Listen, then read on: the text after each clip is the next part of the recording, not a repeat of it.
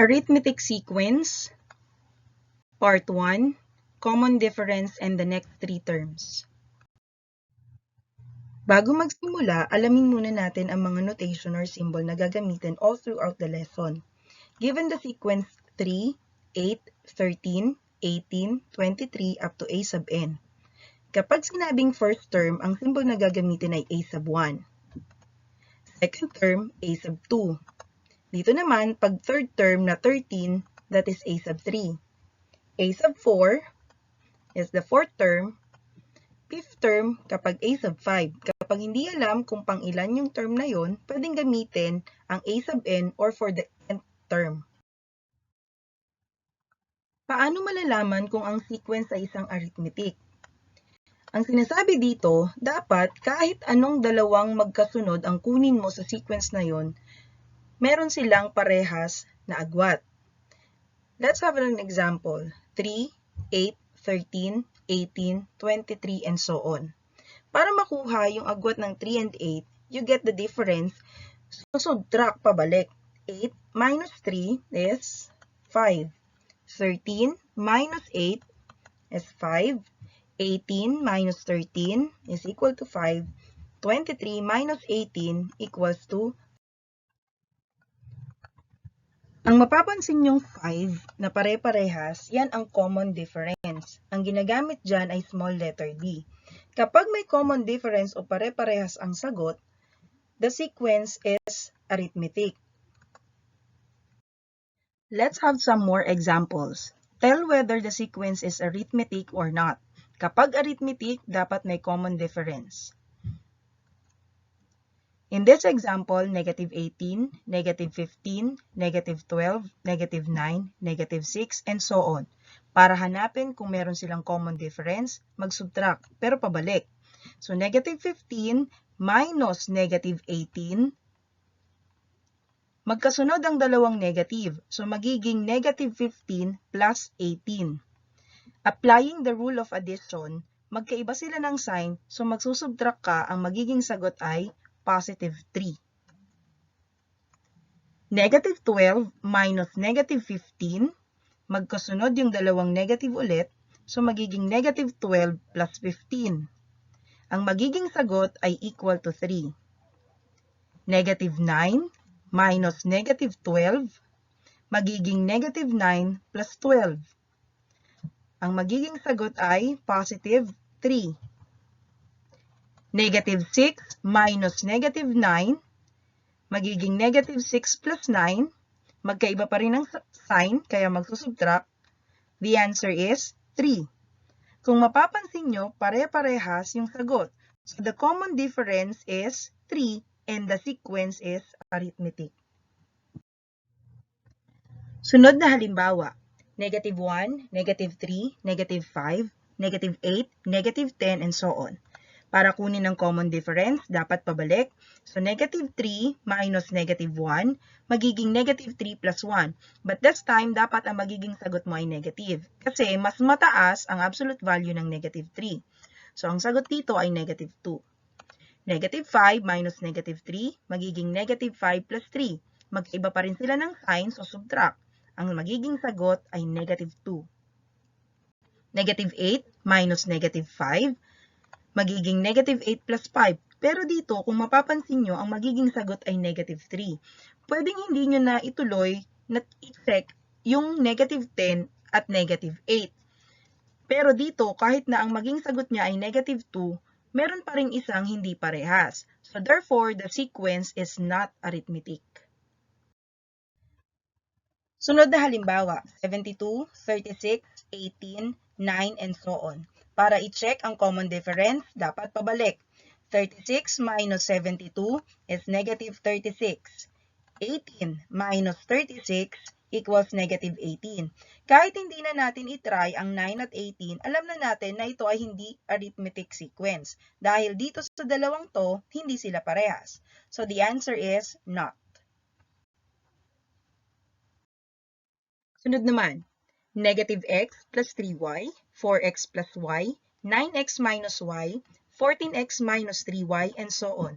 Ulitin natin, para kunin ang common difference, dapat pabalik.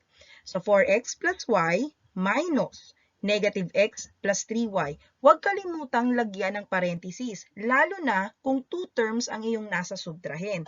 Dahil kailangan mo pang i-distribute itong negative sign na to dito sa loob. So, ibig sabihin, to solve for this expression, this is 4x plus y, negative times negative x, this becomes positive x. Negative times positive 3y becomes negative 3y.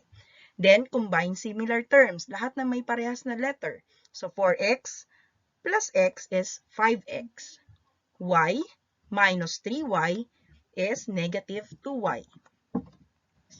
Sunod naman. 9x minus y minus 4x plus y. May parenthesis ulit, so kailangan i-distribute itong negative sa loob. So, this becomes 9x minus y, negative times 4x, negative 4x.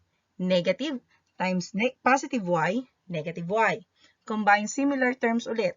So, 9x minus 4x is 5x. Negative y minus y, negative 2y. Last, 14x minus 3y minus 9x minus y. So, ito ay magiging 14x minus 3y, negative times 9x, negative 9x. Negative times negative y, positive y. So, 14x minus 9x is 5x. Negative 3y plus y is negative 2y. Kung mapapansin nyo, pare-parehas ang sagot. The common difference here is 5x minus 2y, and the sequence is arithmetic. Paano naman natin malalaman kung ano yung mga susunod na term? Gamit ang common difference at ang previous term. I-add mo lang yung dalawa. Example, 3, 8, 13, 18, 23. Kanina, sinolve natin to at ang common difference nito ay 5. Para malaman ang susunod kay 23, i-add mo lang si 23 at ang common difference. So, 23 plus 5 is 28. Yung susunod naman kay 28, 28 plus 5. That is 33. At yung huling pangatlo, 33 plus 5 is 38. Another example. Determine the next 3 terms of the following arithmetic sequences. So, negative 18, negative 15, negative 12, negative 9, negative 6. Ano yung susunod na tatlo? Ang common difference sa sequence na to ay 3. So, idadagdag natin yung 3 sa negative 6. Negative 6 plus 3 is negative 3.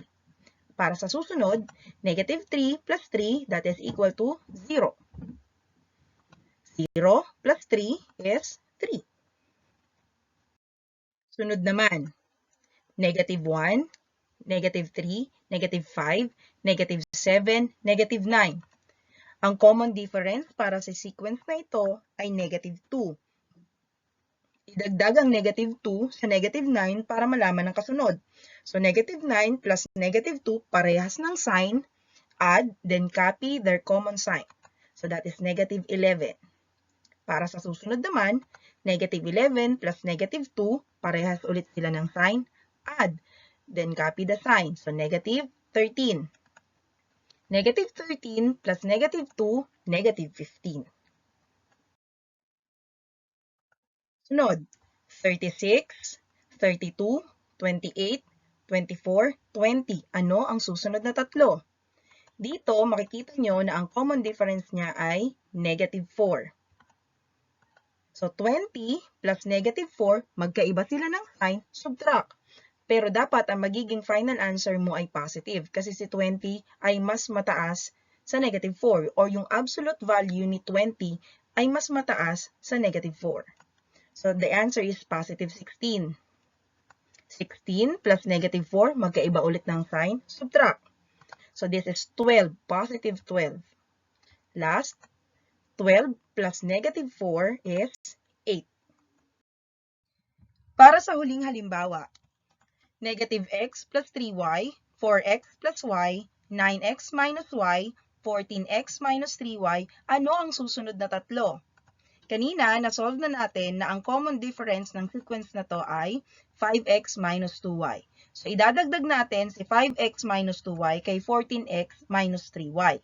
14x plus 5x is 19x. Negative 3y plus negative 2y is negative 5y. Para makuha yung susunod, dagdagan ng 5x minus 2y. 19x plus 5x is 24x. Negative 5y plus negative 2y is negative 7y. At para sa huli, 24x plus 5x is 29x.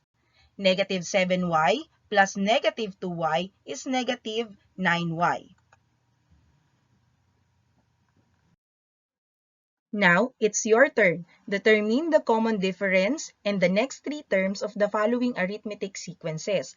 I suggest that you pause the video para magkaroon ka ng mas maraming oras sagutan yung tatlong items.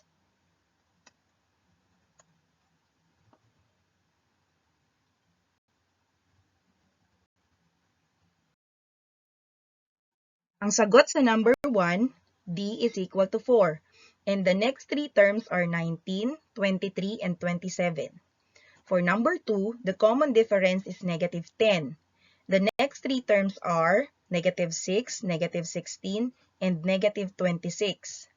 For the third item, the common difference is 3b minus 5c. The next three terms are 11b minus 12c, 14b minus 17c, and 17b minus 22c. Thanks for watching. See you on the next lesson.